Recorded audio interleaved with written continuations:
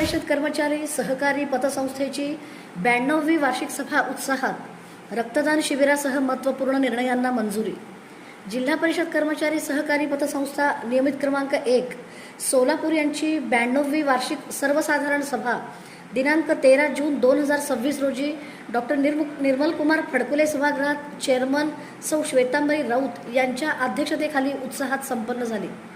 प्रमुख उपस्थिती म्हणून संस्थेचे मार्गदर्शक पंडितराव भोसले उपस्थित होते. सभेपूर्वी सकाळी रक्तदान शिबिराचे आयोजन करण्यात आले. सभेत विषयपत्रिकेवरील सर्व ठरावांना सर्वानुमते मंजुरी देण्यात आली. सभासदांनी मांडलेल्या सूचनांची नोंद घेऊन त्यावर योग्य कार्यवाही करण्याचे आश्वासन देण्यात आले. मार्गदर्शन करताना पंडितराव भोसले यांनी संस्थेची प्रगती आणि विश्वस्त भावनेने काम करण्याचे आवाहन केले. यावेळी EV बाईक कर्जाची 50% परतफेड केलेल्या सभासदांना 1 लाख रुपयापर्यंत कर्ज देण्याचा प्रस्ताव व्हाईस चेअरमन कलशेट्टी यांनी मांडला. तसेच सेवानिवृत्त सभासदांचा शाल व तुळशीचे रोप देऊन सत्कार करण्यात आला. रक्तदान शिबिरासाठी सहकार्य करणाऱ्या डॉक्टर व कर्मचाऱ्यांचाही गौरव करण्यात आला. कार्यक्रमाचे सूत्रसंचालन संचालक विष्णू पाटील यांनी केले.